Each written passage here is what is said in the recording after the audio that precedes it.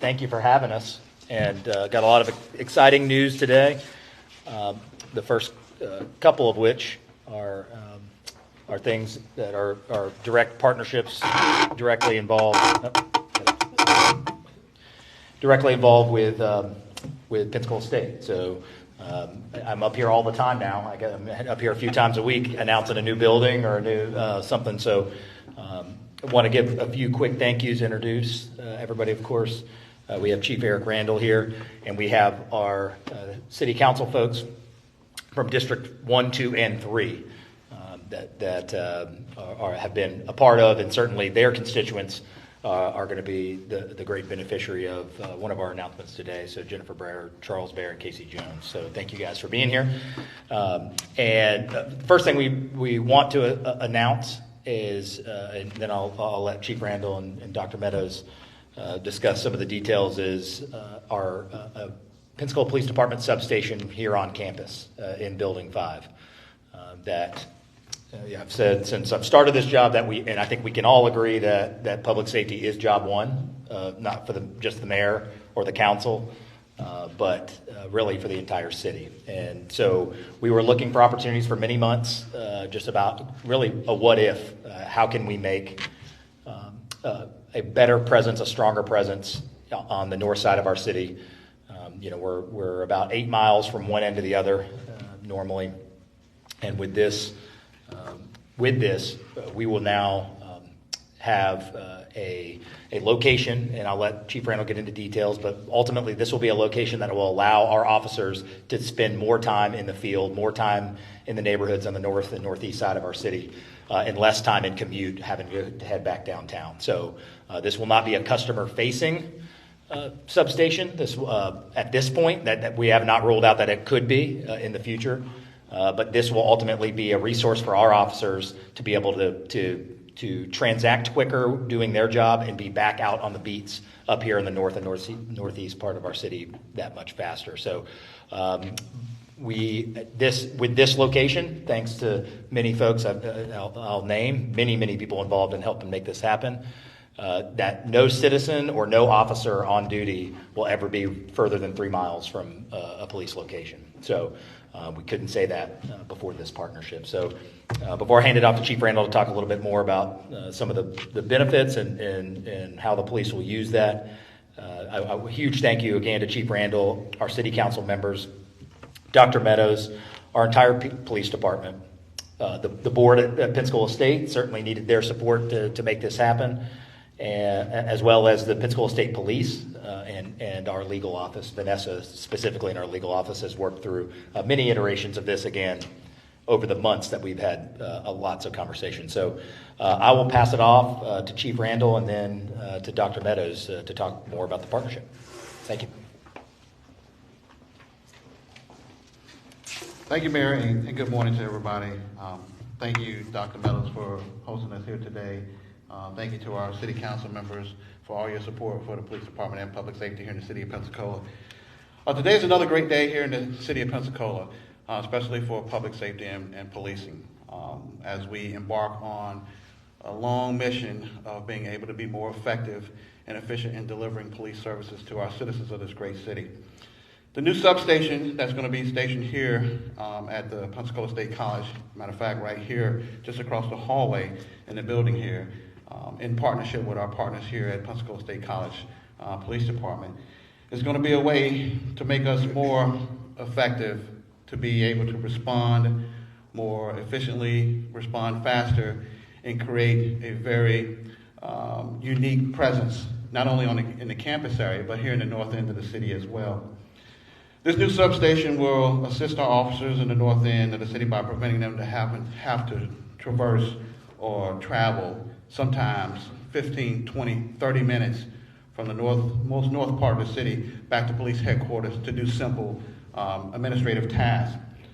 With that limit in time, you think 30 minutes to go downtown at sometimes.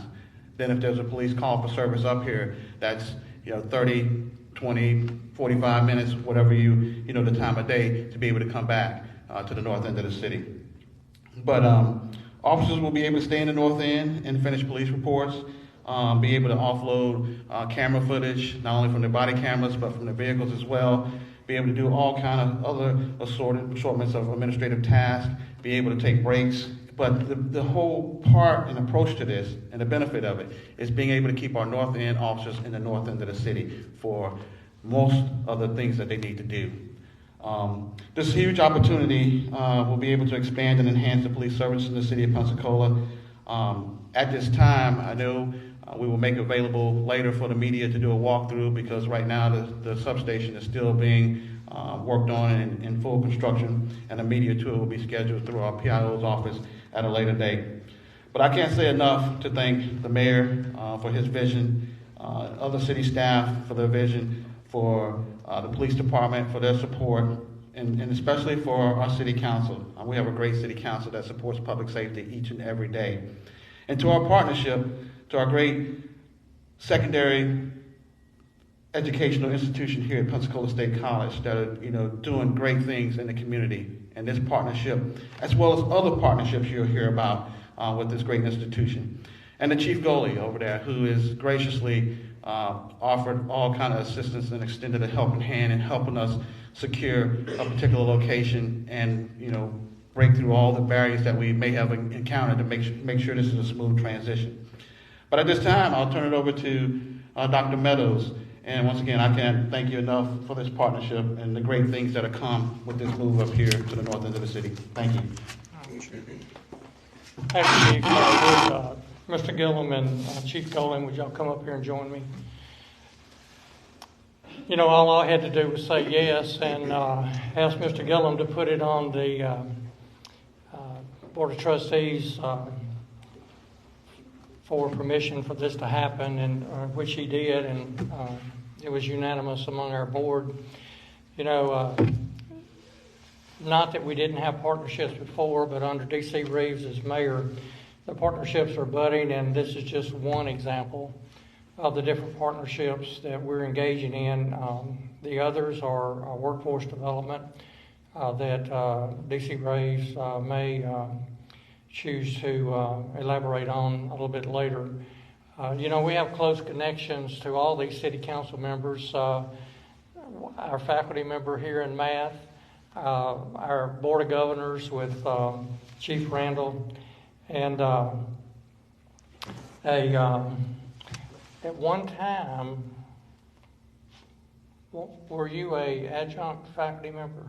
Not here. Not here. Oh, so UWF. Okay. I tried several times. I bet we could make that happen now. I'd love to. I'm going to call on these two gentlemen to give more specific information about this partnership and how we found the space to make this happen. Mr. Gillum, you're first. Well, sure. Dr. Meadows told me that we had contact from the city to talk about a place for public safety, so I got with Chief Goley and we looked at the facilities that we've got.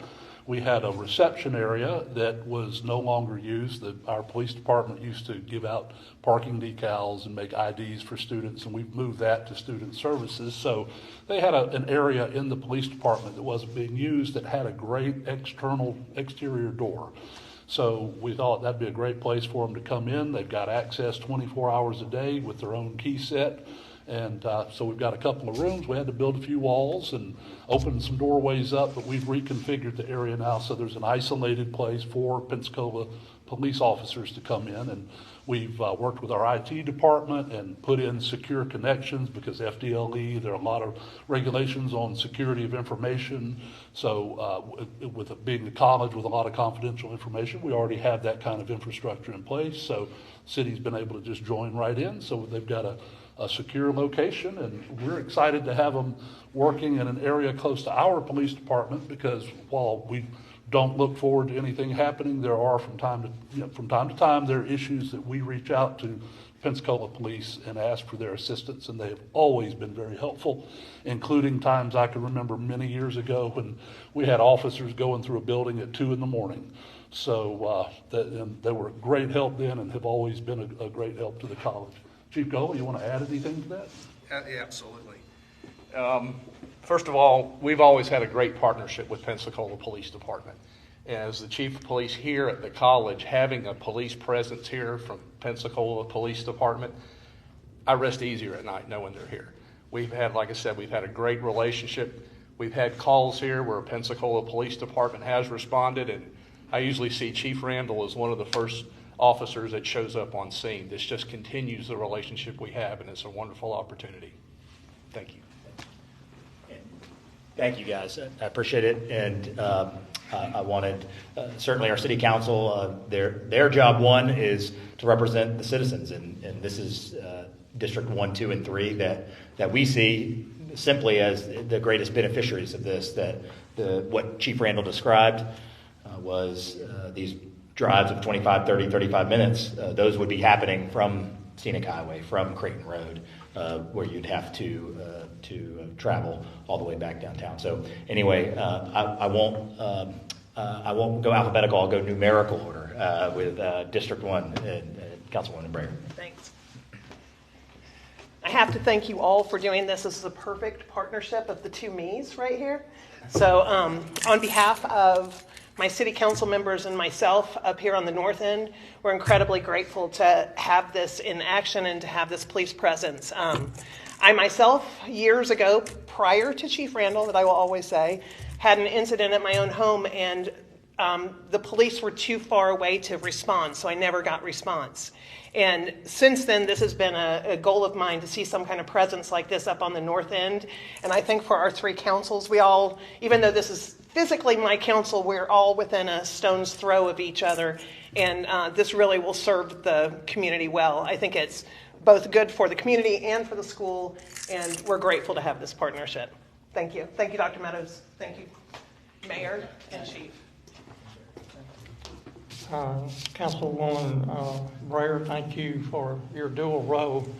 And to the council members, I know sometimes it's not an easy task to make good things happen for our city. And so with strong leadership from the city council and the mayor's office, we're grateful to have the presence. The Pensacola campus, the Warrenton campus, and the Milton campus, we do have our own police force. And we also have additional security in addition to the certified police force. But the mere presence of vehicles and uniforms will give our faculty and staff and students a sense of comfort as you come and go to do what you do here at this station. And so we're grateful, Mr. Mayor, for making this happen for you and for us as well. It's mutually beneficial. I'll turn the program back over to you. Yeah, I was going to say, let the council. Oh, you want the? No, I'll speak briefly. All right, great. I just want to say, I'll speak on behalf of the people of District 3 that we love the Pensacola Police Department, and we're glad that you're going to be a lot closer and have a closer presence, faster response time in our district. We also love Pensacola State College. I do also have a connection. I graduated here 20-ish years ago. And spent a lot of time in this building. I still remember what the hamburgers taste like back at the back. So just thank you all for the work that you've done on this on both sides, and I appreciate it. Yeah. All right. I think if you guys want to, any questions on the substation, certainly myself, Chief Randall, anybody that you guys can fire away, and when we're done with that, we'll move on to the next thing. We got a nice, robust agenda for you today. What's the ETA on opening the facility? I'd probably defer to you guys in terms of the. I can address the construction. They're actually over there working right now. And they told me that I was over there earlier, they said they expect to have the walls completed, painted today, and flooring will be going in tomorrow. So the biggest part was installing a new wall, and then we had these hung ceilings, and there was concern, that someone could climb over a hung ceiling, so we've put in a hardened ceiling that that's already in. So the ceiling's been hardened, you can't go through it any longer. The walls are up, doors there. So really paint and flooring is all that stands in the way. And then then however long it'll take the city to get their equipment and stuff in place. Yeah, I was going to mention that it's one of the complexities of this that was alluded to earlier is a lot of it's the servers and having the secure network. It really more than the walls or the brick and mortar type of.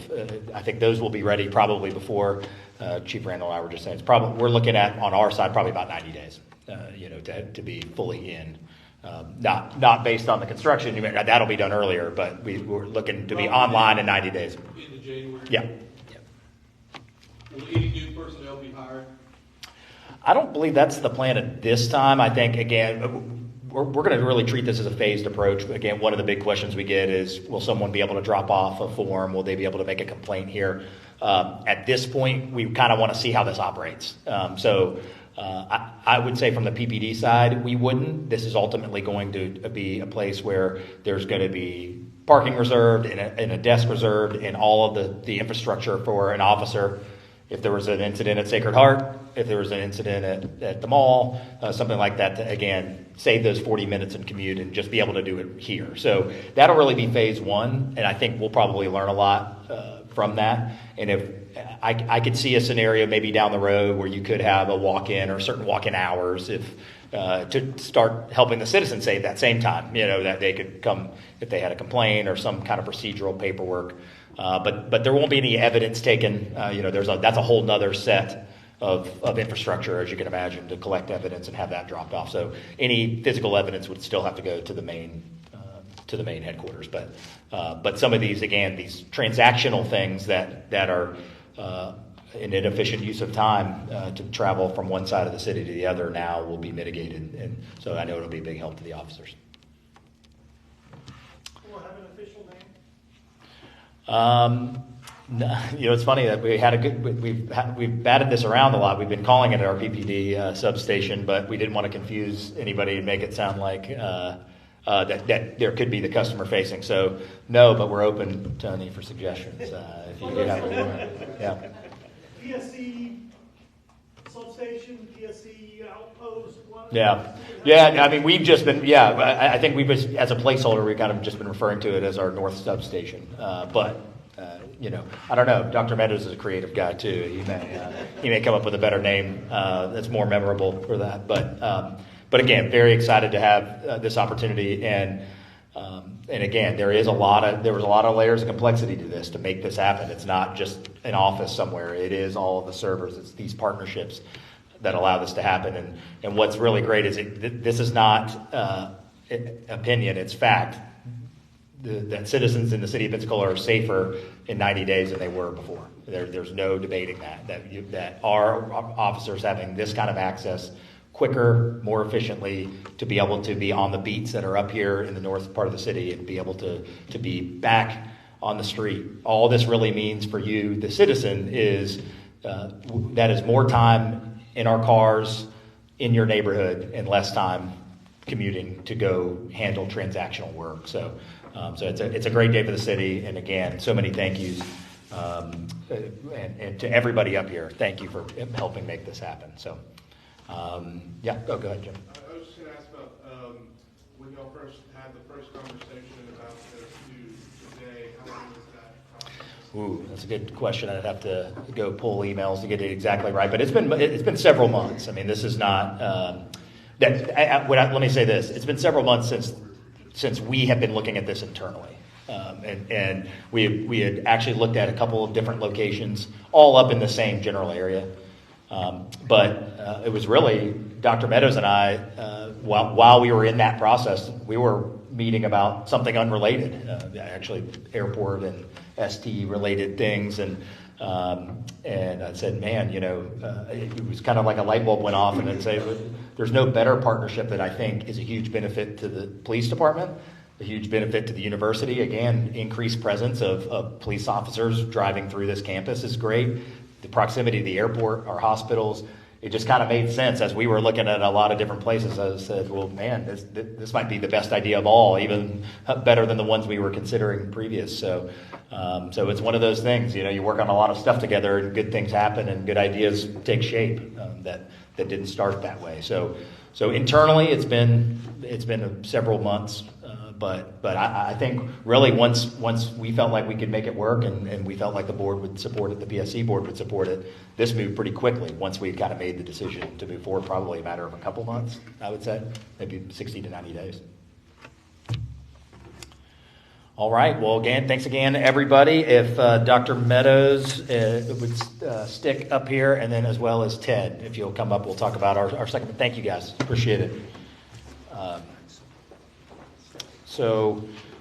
As I meant my joke when I said I'm here all the time working with Pensacola State, we have one other announcement that we wanted to make as a partnership that we actually have been working on, to your question, Jim, longer than this was, we really wanted to talk about how we can best prepare the 800 people who work in the city of Pensacola. And, I have a lot of background in and spend a lot of time in leadership development. I'm learning every day. I consider, I'm trying to learn something new and be a better leader every day. And I'm always certainly improving personally. And I'll let Ted kind of talk in more detail. He, as our HR director, deals with this every single day. But the general conversation that Ted and I had and our city administrators was, there's this habit that both public and private businesses get in, where you have leaders who maybe they've been at the city for 5 years, 10 years, 15 years, but they've never supervised anyone. So then what we do, like many private business, public businesses, we put that person into a leadership role supervising people. So it could be dozens of people, going from no one to dozens. And we expect by some form of osmosis that's because of your experience, that also means you will now be ready to manage people.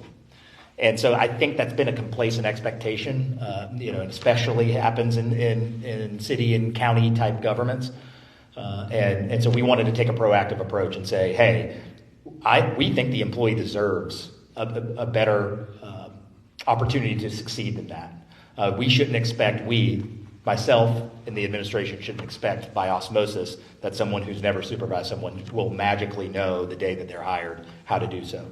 So instead of being complacent, we said, well, let's get proactive and start to come up with a training program, partner with Pensacola State, and come up with a training program for every supervisor in the city. So one of the things we did implement when I started was our leadership development quarterly trainings with all of our supervisors at the city. We already have been doing that. It'll now be going on a year. It's something we came in and did since day one, but this should really enhance our ability to make sure that our leaders, our supervisors in the city, that we're giving them the tools that they need to be successful and for their employees and their direct reports to be successful. So this is something that's close to me, again, has been part of my life a long time as a business owner, certainly working for Quint Studer, and this really being what he has done for many, many years successfully in healthcare. So I'm very, very excited for this partnership. So I will let Dr. Meadows speak on their side of this arrangement, and then Ted can talk in more detail about exactly what we're looking at. So thank you. Thank you, Mr. Mayor. I got a question for Rick. Rick, are we going to be in the winter circle? It's early. It's only Tuesday. It's only Tuesday.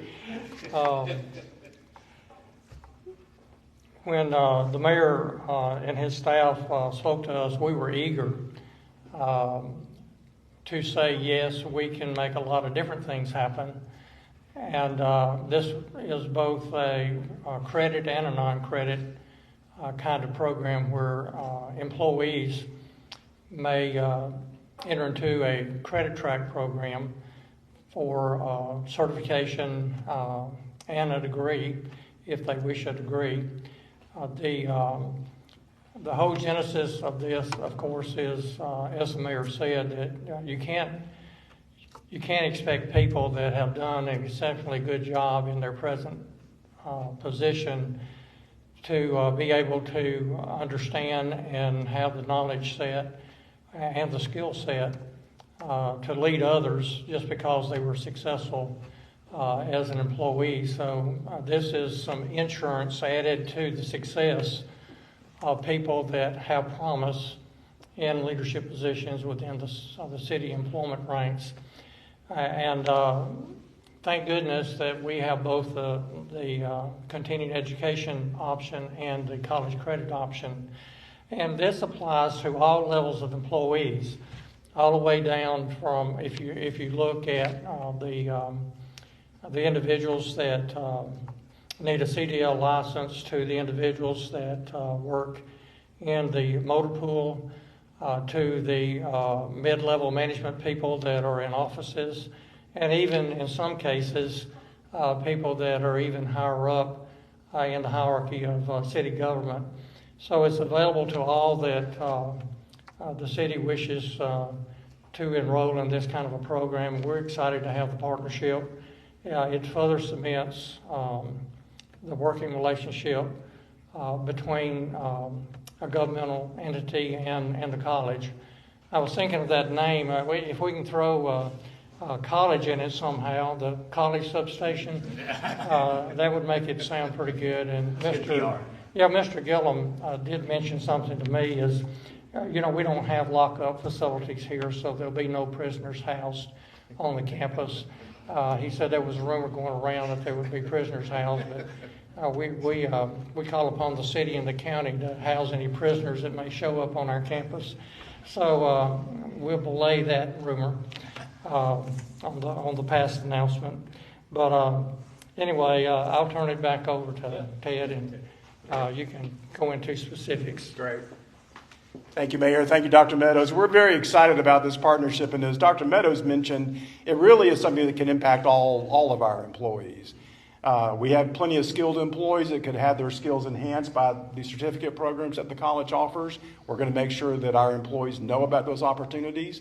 We're going to beef up our tuition reimbursement program so that those who want college credit or to go on and seek degrees, they'll have those opportunities in this partnership with the college. And then this new leader, aspiring leader program, I think is going to be kind of unique for us. We're envisioning it'll be like a week-long boot camp where the college will help us design that particular curriculum so that we cover everything from the basics that leaders need to know about labor law and collective bargaining agreements and those kinds of things. But then also, I've just gone from being a peer to now I'm a leader. So how do I coach these former peers of mine? How do I manage that relationship in my new role?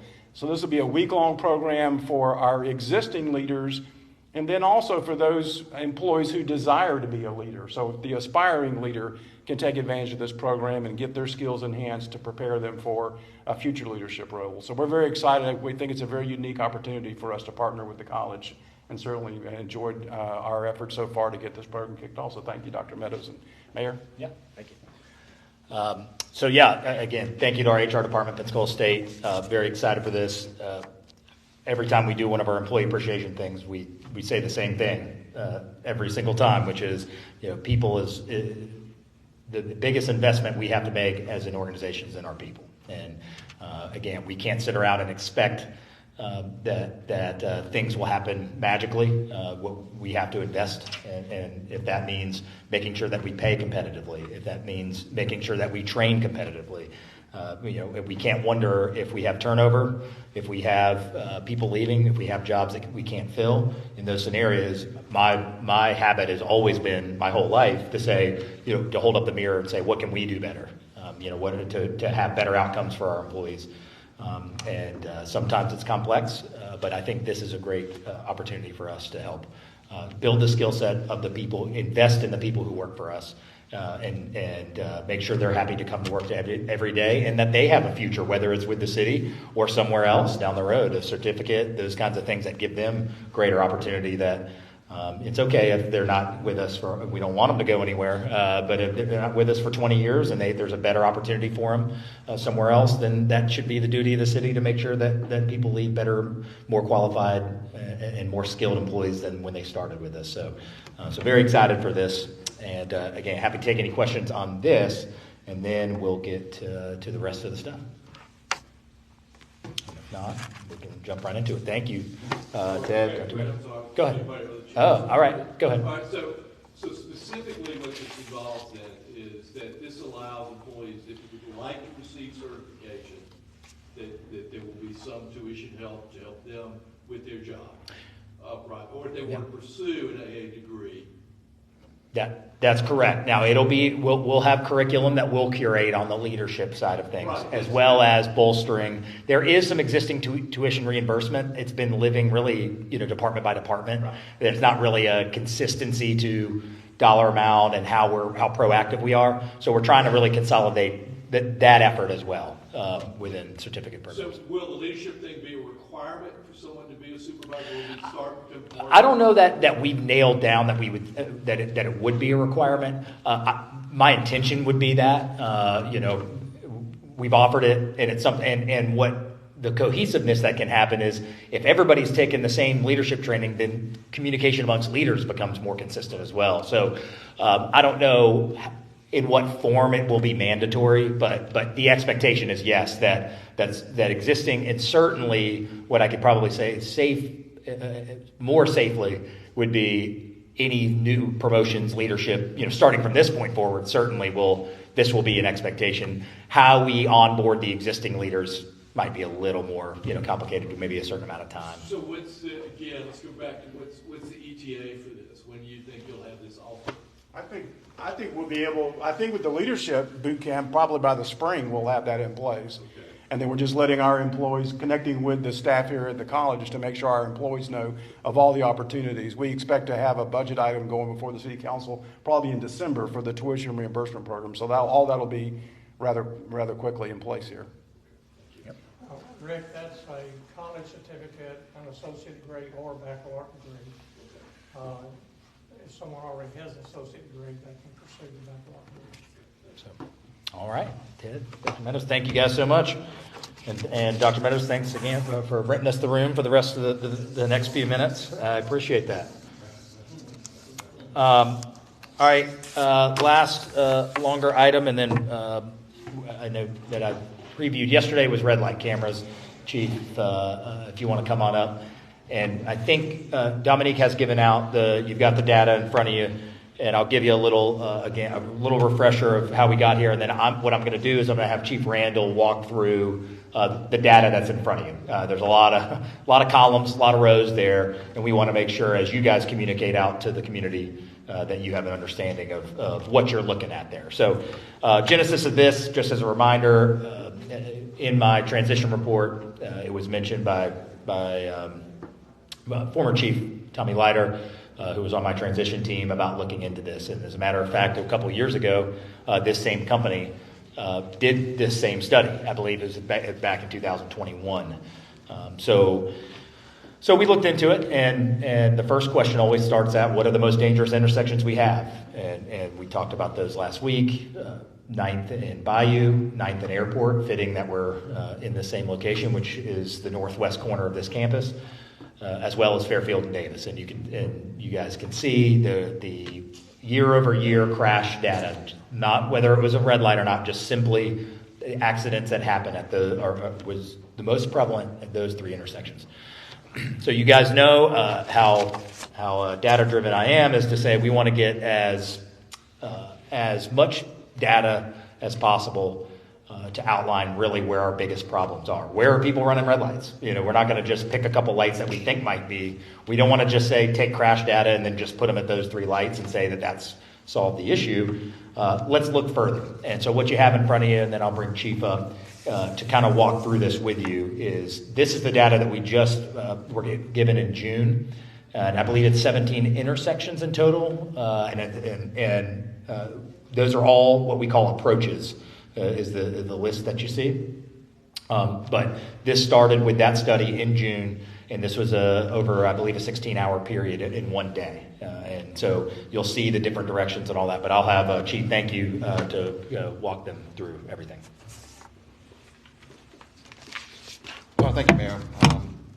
Yes, the data you have in front of you is related to a study done recently on the red light camera program, kind of looking at some of the key intersections related to traffic crashes here in the city. Just to kind of give you an idea of what we face as public safety and law enforcement. And if we just look at one snapshot of a year, in 2022, we spent approximately 5,000 staff hours on motor vehicle crashes here in the city. Now, when I say 5,000 staff hours, That's counting only one officer being at the scene. Most crashes that we have in an urban environment, in particular here in the city of Pensacola, based on the structure of the streets, the traffic impact that we have, there are multiple officers that respond. So just think, you multiply that by multiple officers, one officer, two officers. Those are the hours just back in 2022 that we were spending on traffic crashes. So we look at, in the data, we look at, just go back to 5 years, back to 2018, and look at the number of traffic crashes that we had. 3,600, 3,500, 2,500, 2,900, 3,000. And when you calculate all that together, in just 5 years, we've had over 15,000 crashes here in the city. Now, we're very data-driven, and of course, thanks to the mayor and his initiatives and the mayor transition report, that we're getting really, really laser focused on utilizing the data. So when you look back at some of the crashes, some of the intersections that we kind of did a study on, had the team come in and do a study on, just the last 5 years, you look at 9th and Bayou, 260 motor vehicle crashes. Davis and Fairfield, 265. 9th and Airport, just right out here, 235. So those are crashes where there is property damage and potential personal injury as well. Imagine the impact that we can have on someone's life and on the community, and insurance rates as well, the financial impact as well, by reducing, having the ability to use technology to be able to reduce those numbers. In the data, you'll see the study period was 1 day, 1 or 2 days of over a 16-hour period. I believe it was like a Thursday and a Friday. So I think that the study went from like 6 a.m. to 10 p.m. And there were a number of things that they noted in there. Total violations per day looks like about 195. That's left turn. Yeah, say that, the LT column. Yeah, LT column, yeah, left turn. And then you look at, I'm just picking out 2 columns, straight through, that's straight through running a red light, 375, that's per day. And you take that per month, if you add all that up, one would be about 5,800, the other one would be like 11,000. And then when you look at the study even further about how this can be reduced, initial studies indicate 60% reduction once they install, and then another 65% reduction over time. So our premise is the public safety aspect of it, being able to reduce crashes, reduce personal injury, and be able to save lives, and be able to save time as well. With that said, I will stand by to take any questions. Yep. Thank you. Ed, let me take a look at this. So, yeah, just as he mentioned, you see there's several columns there, left turn, and that's, taking a left turn once it was red. A left turn stop is someone going past the bar on red to take a left turn but didn't turn. Then straight through, ST, that's the one that I got, I told you guys yesterday, it's, kind of shocking numbers. Understand, this isn't the whole city. This is 26 approaches, not red lights, 26 different directional approaches that you have in front of you.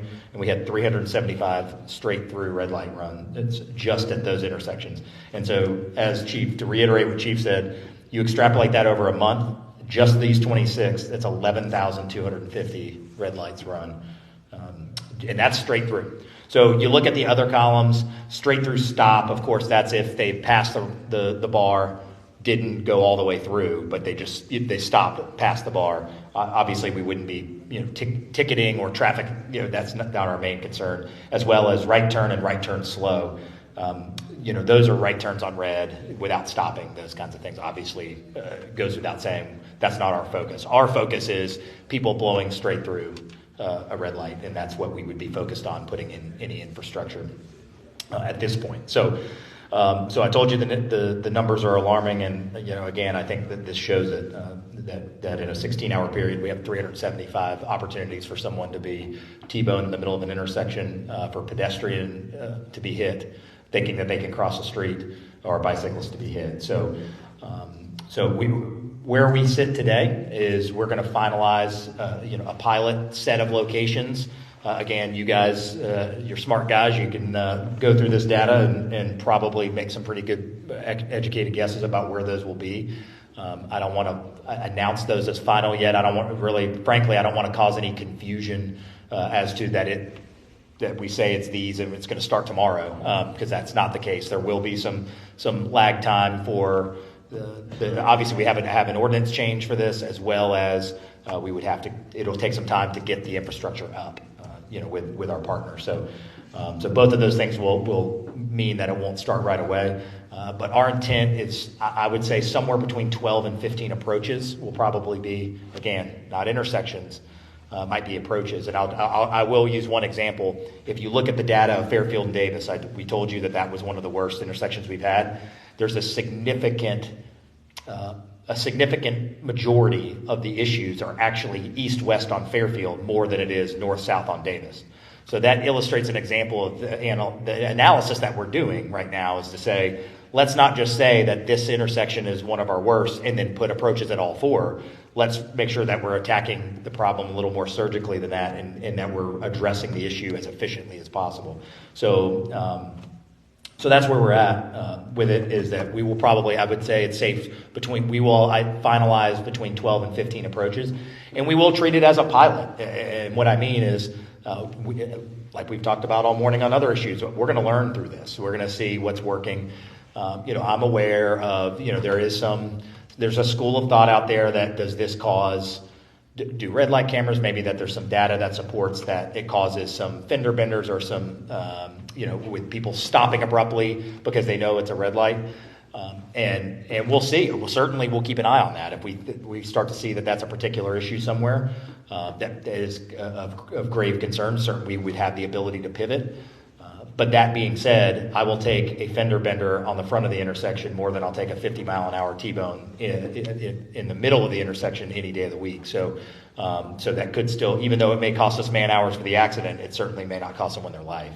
So that's our primary focus, is to get people to stop blowing through these red lights. And as I joked on the radio this morning, for people that may be critical of this idea and may be concerned about how this affects the community, I have a completely fail-safe plan for you, which is don't run red lights. And that's really, that's the main goal here, is that we want to make sure that everybody's safe and that they're not running red lights. So if you don't run any red lights, you won't even know they're there, I promise. And so, again, thank you to the police department. Our magistrates, obviously this is taking on some additional work for our magistrates. Our legal team, Vanessa, again, has worked very, very hard on this. Deputy Chief Chrisman, many others have spent a lot of time analyzing this. So we will get a finalized list to you, once that's ready to go, as well as a more specific starting date that we certainly want to make as public as possible, that we want people to know when this starts. And yes, we will have controls in place as people get used to it. When we get a little closer, we can talk about some of the other changes that could happen at the light, whether that's yellow is a little bit longer, those other kind of adjustments that you can make that make this work. So more to come on that. But again, happy to take any questions you have on that. And when y'all are done with that, we'll just run through the last couple news and notes, and we'll get you out of here. So you said you'll have more information about the timeline. I guess, to start the pilot program, will you have to change the ordinance to even do the pilot program? And if so, when do you think you'll go to council? Yeah, I believe we do have to have an ordinance change in terms of the enforceability side of things. So that will have to happen.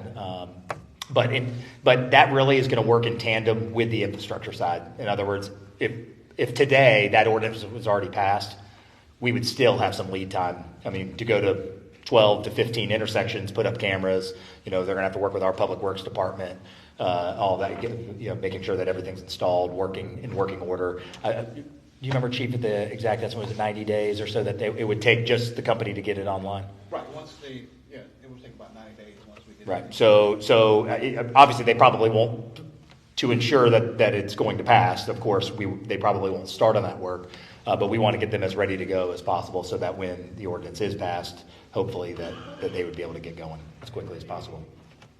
Do you know what the cost of this equipment would be, say, like per approach? There is, we can get you that information. There's a cost. How the vendor works is there is a cost per approach. But it's not in a capital infrastructure up front. It's a cost per approach for them to manage, and I should say too, in case the question comes up, it's a secondary thing for us. But if people say, hey, this is the city, generating some kind of revenue, and they think this is just going into some general fund, if there are any dollars that are generated from this, they're going to be directly reinvested in public safety. I would codify that, in any way that we can. That whether I'm the mayor or someone's the mayor in the future, if this initiative is still going on, that these dollars are reinvested into police, to fire, as well as into what I would consider traffic infrastructure at these specific lights. So I would consider that as part of public safety. If we start to see a multi-year recurring problem at one light and there's some infrastructure that we could change, I would probably include that within the realm of public safety. But hey, in a perfect world, there isn't any tickets written because nobody's running red lights. So that's our primary focus right now. But again, in case the question comes up, any revenue that would be generated from this program for the city would be reinvested into public safety.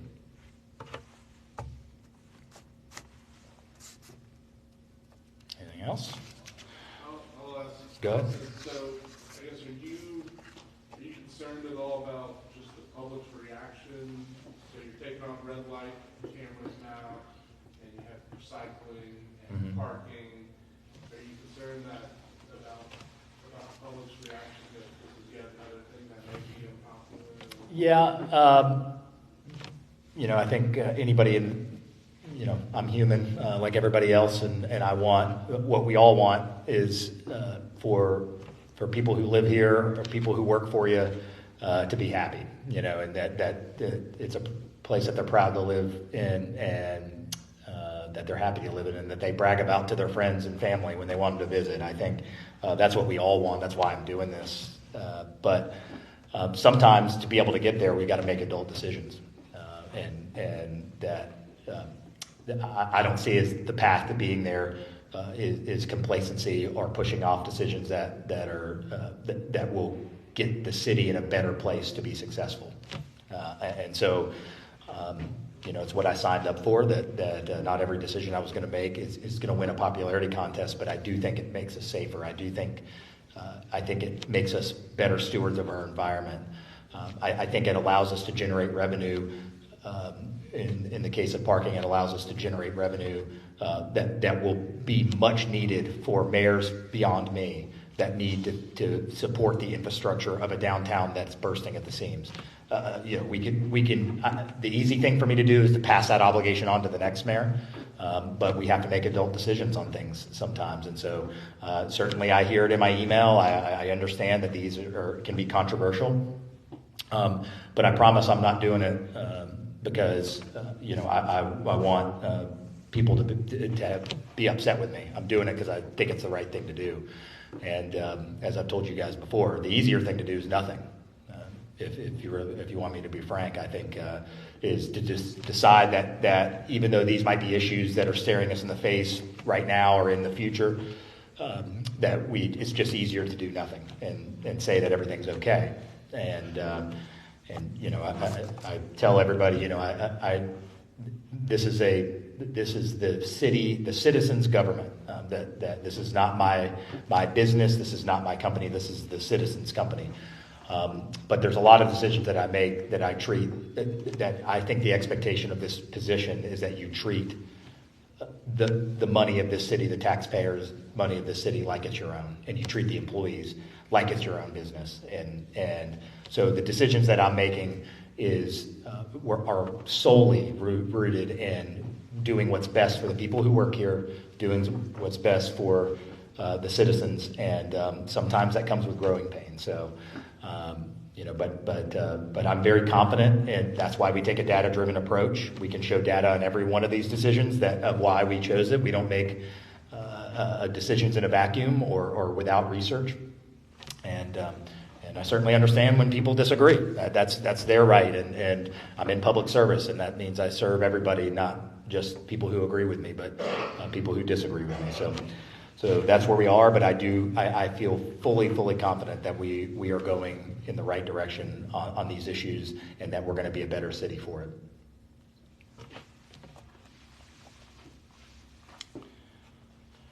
All right.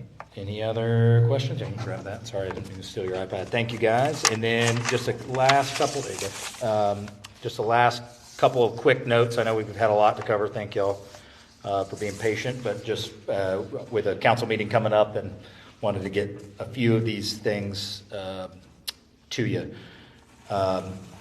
We are going to be announcing and bringing forward to council our new Parks and Recreation Director, which is his name is Ben Heistein, and he comes to us from the City of Dallas Parks and Recreation, and he had served as a park superintendent, and he was responsible for the management and daily operations of 200 parks and 91 trails.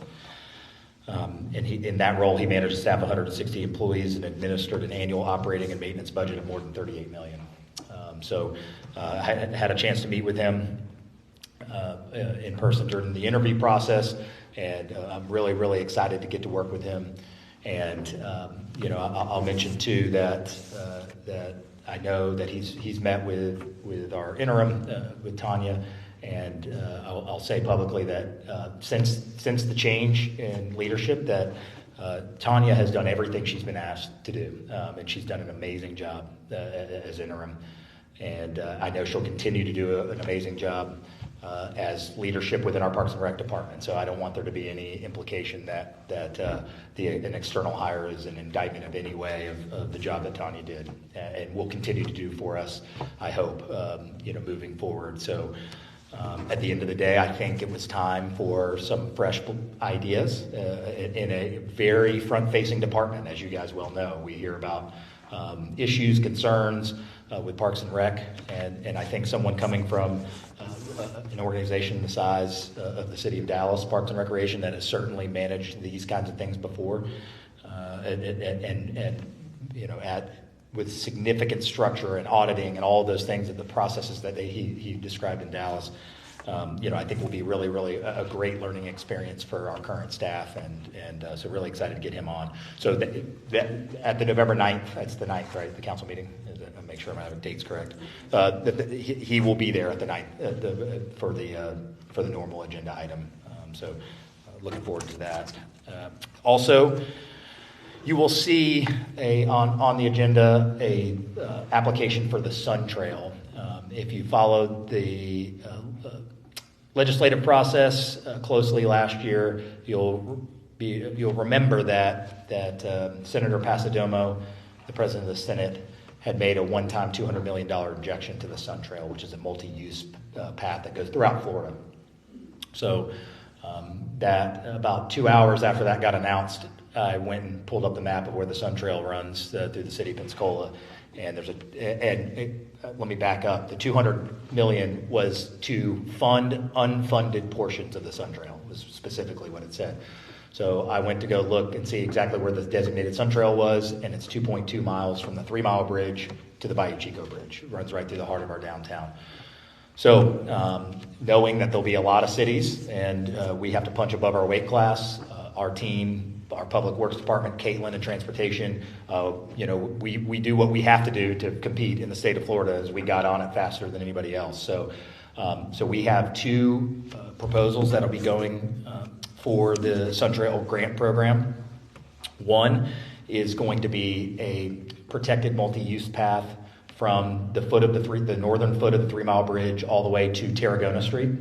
That would actually take Bayfront Parkway and make a completely protected walk and bike path along the south side of Bayfront. There would be no lane reduction. It would remain 4 lanes, but if you drive there now, you'll see large, wide medians that we maintain as well. That we will, in essence, I'm oversimplifying this, but we'll be able to reallocate some of the linear footage of those large medians and move it over to the south side of Bayfront Parkway. I'm very, very grateful to Secretary Gaynor and his team at FDOT, who really jumped right on that. They're helping us design that already. They are very enthusiastic about this project. I know that they've even had some preliminary conversations with central office, and so I'm very encouraged by FDOT's enthusiasm, not only being willing to hear this out, but also their enthusiasm about this portion and already stepping up to help us with that. The second phase would be the rest. It would ultimately be Tarragona to Bayou Chico. That one's a little more complicated, as you can imagine, because you're going through that main intersection of Palafox. There's an additional complication at once you get to the west of Joe Patty's.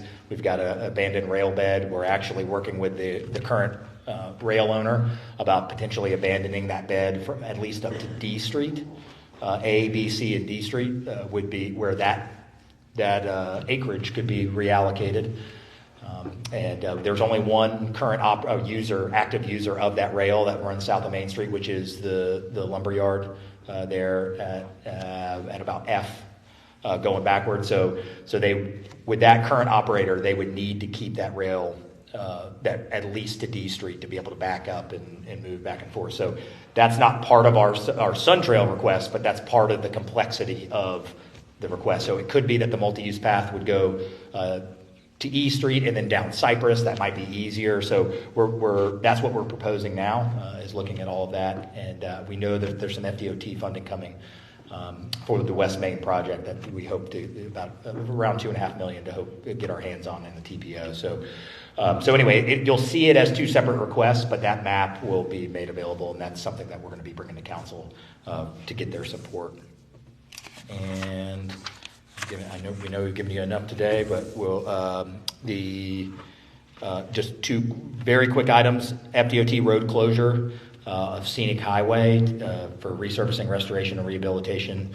And it's from Manolette Street to Langley Avenue. And there'll be a detour of traffic to Spanish Trail via Summit and Langley. So that portion of Scenic, you'll have to go cut in, use Spanish Trail to get around it.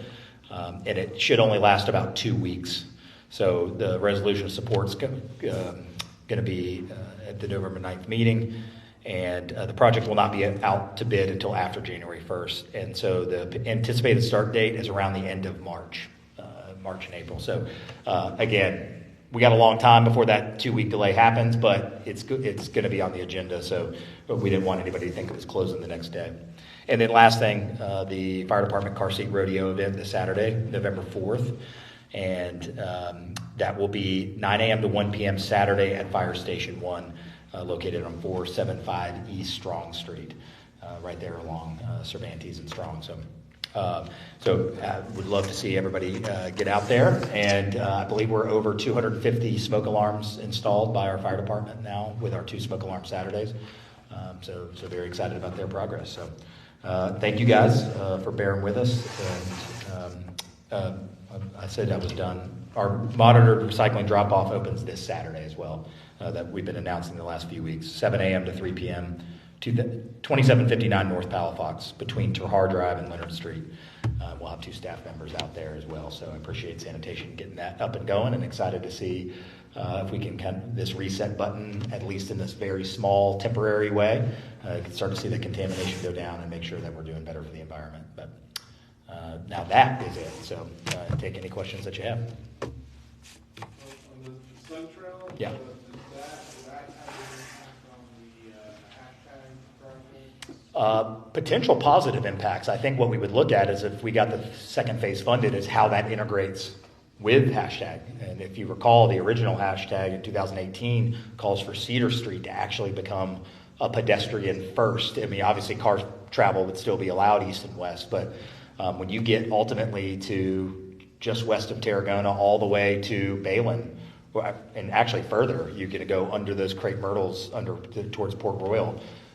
The original proposal was that to become, not that people couldn't walk on Main Street, but that would become kind of the east-west thoroughfare to connect you from Maritime. And now, I remember being in those meetings with SCAPE in 2018, and one of the biggest dilemmas was, we can get people east to the train tracks, or maybe to Bartram Park, and then what? and we've got, this old sidewalk that's only 4 feet, that's right against the curb. So if this is done right, and fingers crossed, I mean, we could have a absolutely generational opportunity for people, for not only the primary reason, safety, but I mean, you think about you be able to bike from from Gulf Breeze all the way potentially over the Bayou Chico Bridge and out of the city, and you're talking about now maybe upwards of 6 miles or more completely protected from traffic. And you already see a lot of people out there Saturday mornings running and biking on a relatively unsafe sidewalk right now that, again, is butted up right against the road. And I could only imagine when you combine all of that, the train trestle cut through that we're working on, that we're moving ahead with under the graffiti bridge. So you start making some real connectivity from East Hill, from our neighborhoods, all the way safely into our downtown. I think could really, really be a game changer and really one of those place-making assets that we talk about all the time that help us attract people to live here and make this a better place to live for our residents. Mr. Mayor? Yeah. I was really wondering if you were aware of or had any comments or concerns regarding the lawsuit filed by Premier Parking and Olivier, Uh-huh. since from what I understand it came a little bit from that parking data that you compiled. Yeah, my position on it has been, we have dozens and dozens of vendors, engineers, architects, that we use every single day. And I'd be willing to bet you the city, the county, and every city in America, has a vendor that is in a civil lawsuit that's unrelated to our scope of work with Mr. Olivier. So, as I've said, lost love between a former employer and a former employee is not what the scope of work is. What we've asked for is give us 6 months and give us the first holistic report about what we should be doing in our parking. If circumstances changed around that, obviously that's something, like with any vendor, that we would pay attention to, but I have no concerns. I'll let Premium Parking and Philip work out, whether there's unfounded allegations about what did or didn't happen. I don't think that's our place at this point. And as I said, we've never had a precedent that an engineering firm that might be sued by a former customer, that isn't something that has ever triggered some kind of action on our part at this point. And so we would continue to keep eyes on it and go from there. Unrelated, but have y'all made some PIO? We have not. We have not yet. We're working through that at the end. We've been conducting interviews, but not yet. All right. Anything else? Y'all want to hang out here a little longer? Thank you, guys. Thank you for the time for meeting us up here, and we'll keep you posted on opening day.